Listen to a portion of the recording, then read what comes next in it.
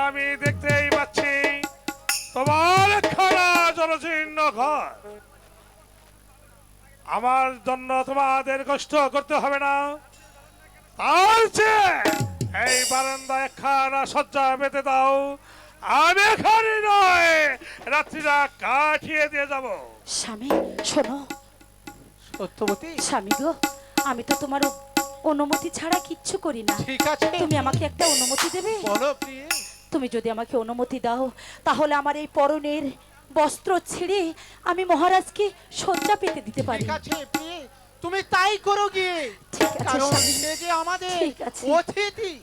ঠিক আছে। তুমি যাও প্রিয়ে।